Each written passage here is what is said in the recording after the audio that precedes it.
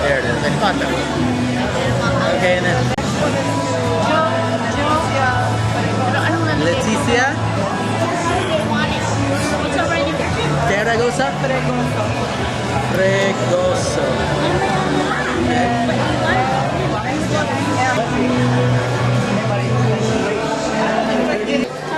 Hi there. Who do I dedicate this book to? Sure. Please. Go next. Go next. To your family? What's your family name?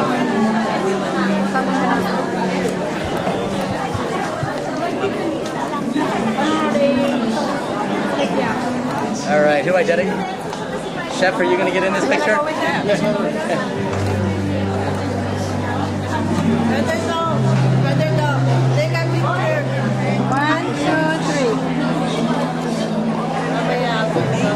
did I do? My mise en place and my technique okay? Oh, lovely, Father. This is okay, great. Oh, no, this line here first. Thank you. No.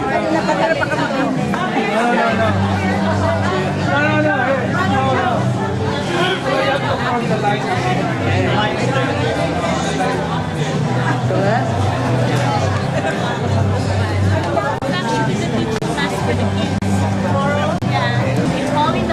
There you go. Thank you. Hi. To the Penning family.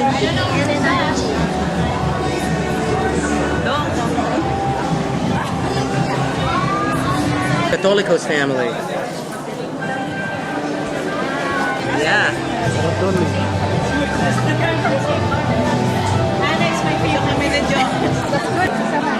Thank you. All right. Ready?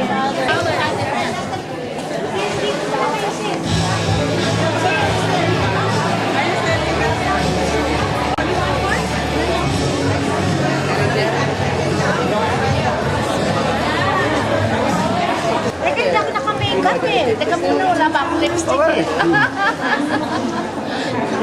Ayos. Thank you. Father Leo Patalinghug. I'm a priest of the Archdiocese of Baltimore, and I also host GraceBeforeMeals.com and Savoring Our Faith on EWTN.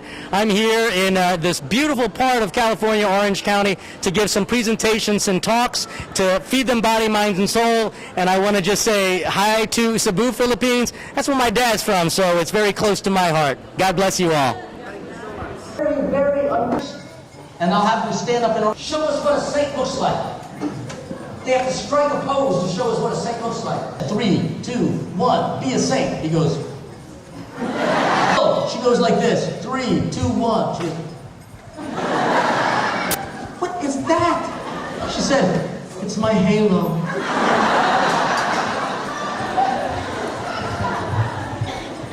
You know, I think when people think about being a saint, I think they have a silly notion of it.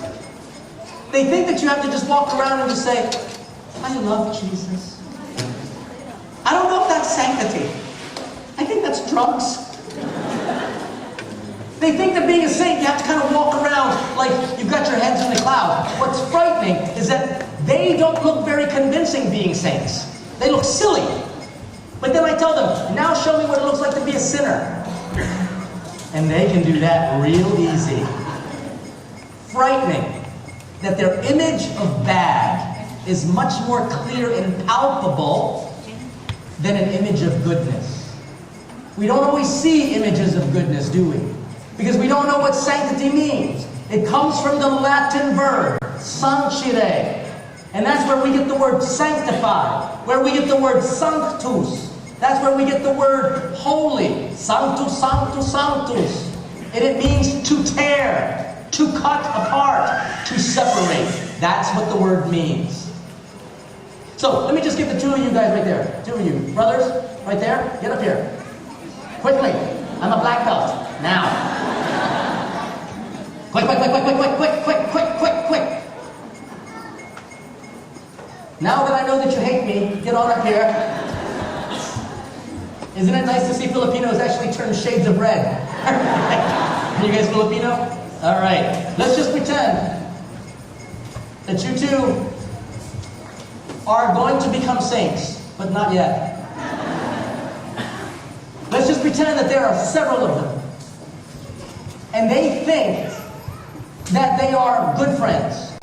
They're so good and they're so close that they're almost joined like this. Dad is taking pictures now, isn't he? And let's just imagine if they were so close as friends and they won't let anyone else in their friendship. What do we call that? A clique, right? You put guns in their hands, we call them a gang. It's the same thing. One's more violent physically, the other will be more violent in your reputation. And sometimes that's even more painful. Because if you're dead, you're dead. You don't care what people think of you. But if you ruin someone's reputation, which is almost what I would call the new martyrdom of Christianity, people won't kill us outright, but they are dying for their faith. Is your hand that causes you to sin? Cut it off. Because it's better to go to heaven with only one hand than two to go to hell. If it is your tongue that causes you to sin, then it's not that easy. Jesse, did you guys see that movie of this guy named Aaron something or other? He was hiking in the desert, in the mountain, and he falls down this cliff, and a rock crashes on his arm, and he's stuck. His arm is technically dead. And the only way he's going to survive is if he gets rid of the dead limbs in his body. You know what that's called? Confession. Because sin kills parts of our body. And the only way that we're going to live is if we cut sin out of our life. So you know what he had to do? He had to cut himself away from his dead arm. And he didn't even have a sharp knife. I think he only had like a stork from Kentucky Fried Chicken. Cut himself. That is painful. It is as painful as cutting out sin in your life. If you guys were so close and you were like all the bestest of friends, you're like BFF besties, will you want him to get closer to God? Seriously? Like, pretend you're all very bad people and he starts to want to pray and go to church. Do you think he's going to let him go? Are you going to let him go, Justin? No. Is it easy to leave a clique? No. Is it easy to... What I call using my martial arts skills as spiritual combat, Sam. You ready? Sam hates me right now. Sam, I have to demonstrate to these people the 4 basic moves of self-defense, which is very different from the 4 basic moves of martial arts. The 4 basic moves of self-defense can be seen as ABCs and Ds, the ABCs and Ds of martial arts. And I'm going to tell you what they are, and hopefully you will remember this for the rest of your lives. Sam, make a fist. This is going to represent temptation. Temptation hurts us. We are tempted, and when we fall, we get beat up. Don't you feel beat up when you sin? I mean, I know I am like, oh man, I did that again. And I just feel yucky. I don't even want to go to church anymore. That's temptation. But just know that the devil and the temptation are 2 different things. The devil doesn't want to touch us. We are gods. If the devil were to touch us, it would be like holy water on a possessed person. Ow! We are made in God's image and likeness. We are beautiful even though we don't believe it. And therefore the devil does not want to touch us. So how does temptation hurt us? All the time. Well, I'll show you how. Sam, punch me. Sam, come on, seriously, you're the devil. Punch me. Hold on. The last time I checked, the devil doesn't punch like this.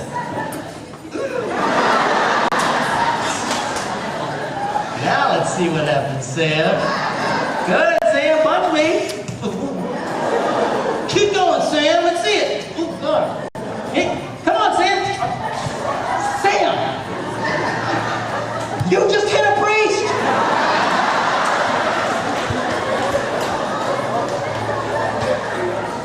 Why did you hit me? The obvious is, I asked for it. We for it. Gossip, lies,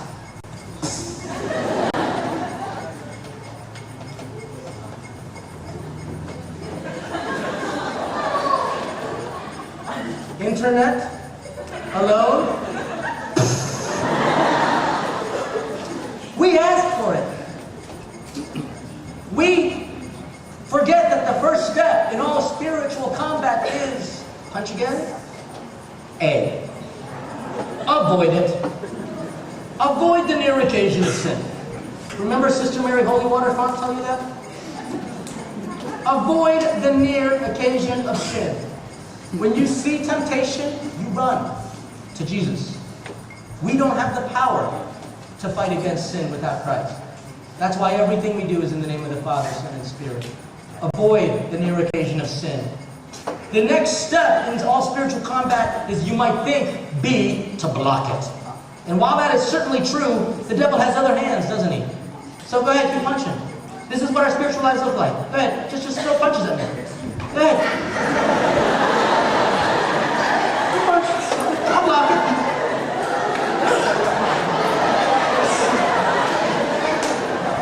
Yeah, just punch. See, go ahead, punch. Yeah. See, this is what our spiritual lives are going to look like. Constantly blocking it. Admit it. Don't we sometimes waste our energy just blocking temptations? Like, I'm not going to. That's what our spiritual lives look like. That might help to a degree, but you're going to lose your energy to the point where the best thing to do is punch, boom, avoid it, and then B, let the temptation bypass. That's B. It is through patience that the temptation will eventually come in the front door. You open up the back. Go. In the name of Jesus, go. Because you don't have the strength to fight against it all the time. Like Job, he was tempted horrifically. And yet he just, what did he do? He was patient. That's why the word patient comes from the Latin word also, patio, passiones, which means to suffer. That's why people in the hospital are called, because they're suffering. And you're like, oh, that's very smart of a fire. No, that's Latin. We just forget that when we pray for patience, you will wind up in a traffic jam. When you pray for patience, the devil will tempt you. And that's why we need to be patient, because this offers us a perspective. This temptation is no longer as threatening now from this angle as it is from this angle.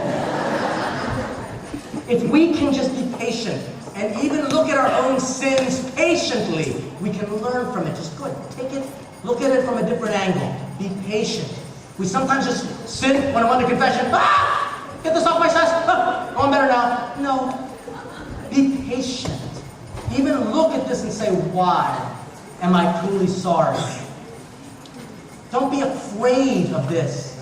Because if you can actually exercise B, to bypass the temptation, then I can actually exercise step C, which is control it. Controlling what we do. I can't control the temptations. They will always come. However, I can control what I do with them. Because if I don't control my actions, the temptation will control my actions. And we know that. That's called addictions. It's called that we sometimes even lose our freedom in it. And thank God the church teaches that if someone is addicted to something, God's even more merciful. It's awesome.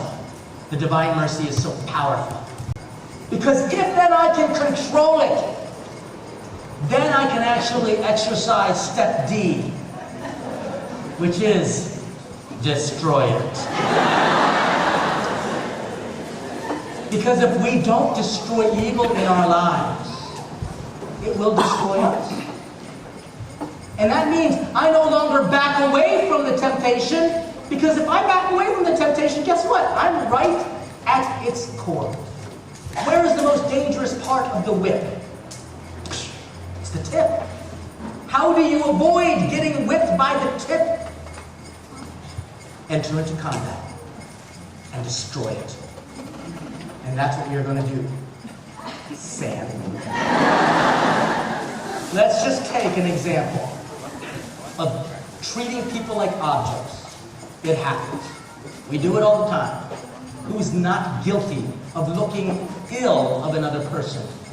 Whether to deify them, or to abuse them in your eyes, or to make fun of them because they are less than you and less than perfect. We do it all the time. People cut me off on the highway.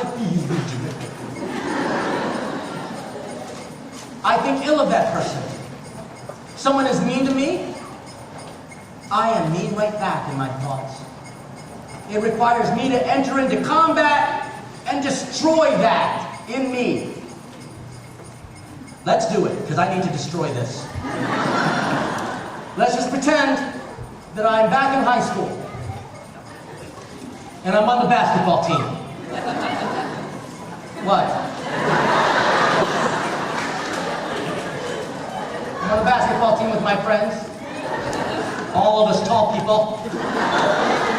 And in comes this person who we like to make fun of. Or it could be a beautiful girl on the cheerleading squad who really knows how to work her pom-poms, right? Why are you people laughing? Maybe it's a reality. And we need to look at it for what it is. And you can almost see the temptation coming as soon as that person, the object of our scorn or the object of our desire, comes into the room. You can almost see the temptation just coming.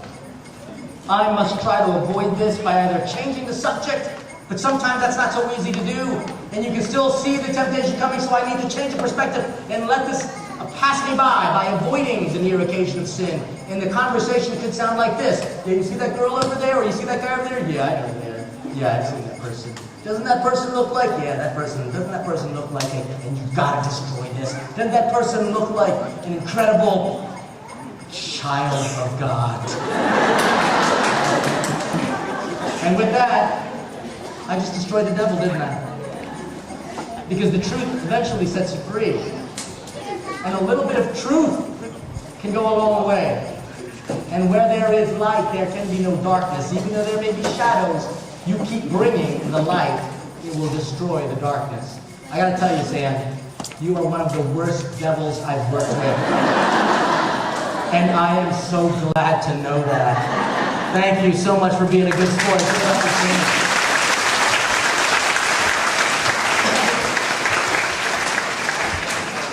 try to have fun whenever I do these events, because I don't like to be bored.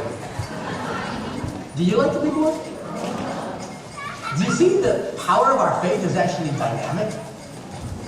If you were to actually put yourself, that's where we get dynamite. It's powerful. It's got power to it. Our faith is dynamic. When we become stagnant in our faith, we need to get outside of our situation. We need to do something about it. Whether it be study, whether it be serving one another, whether it be increasing a devotion or changing a devotion. Whether it even just be going to a different church, a different Catholic church in the neighborhood, just to get a little dynamism. Because I know that we can sometimes grow stagnant. You know what that's like. Especially on Christmas and Easter, when you come into church and someone is sitting in your pew. You know what it's like when you get a new pastor and he changes something. Or a new mass schedule. What I'm trying to encourage you to do is not be afraid of change. Because change means dynamism. And it's very easy to hate change because we want things exactly the same all the time. But that's the definition of boring. And we can't be boring, therefore we've got to be dynamic and respond by making changes in our life all the time to make ourselves a little bit better every day.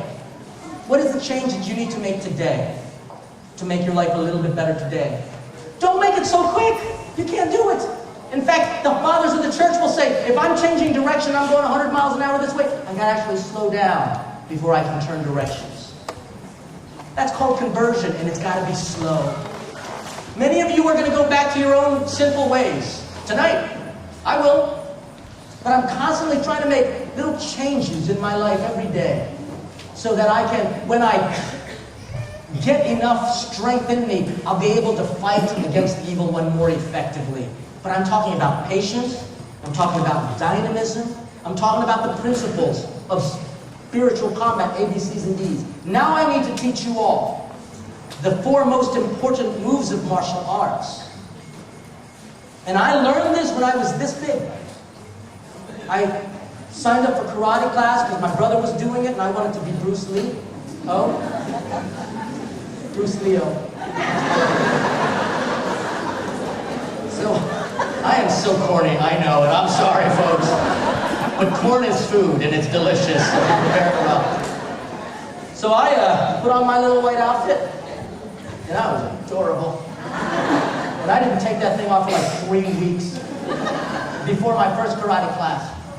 In my first karate class, I thought that my first move was to do a backflip and land in a tree and say like in those movies, my technique is better than yours. You know, like how their mouths move and everything. I thought I was going to learn how to do that because that's what I saw on TV.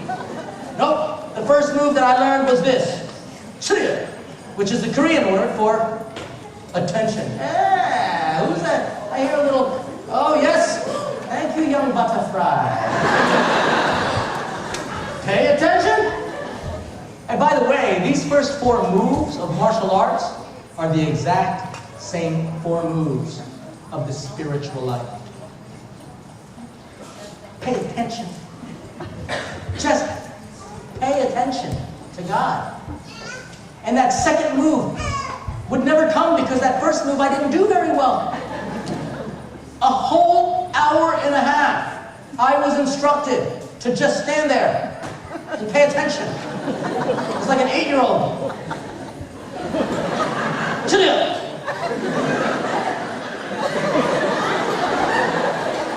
Chiriya. I mean, isn't that what we look like? It's pathetic, but this is what our spiritual lives look like. I'm going to go to church and I'm going to pay attention. Oh, look at that pretty blouse. That's just a reality. The devil does everything he or she can to distract us. And so just paying attention is the first step of the spiritual life and martial arts. The second move is pay attention to who? Chunye, the master. Basically, there is a God, and it ain't you. We love to break that first commandment by making things our own way. We love to make this church all about us. But we're not the perfect ones. In fact, you know Cardinal Dolan, right? You know who he is. He was my rector at the North American College. He's an amazing man. He talked about how this one woman, when he was the bishop in Milwaukee, wrote him a nasty letter because she did not like the church because the church was just so imperfect. We got boring preachers, bad singing, keep taking up 2nd and 4th collections. You know, I mean, it's just so imperfect we are. And so he wrote the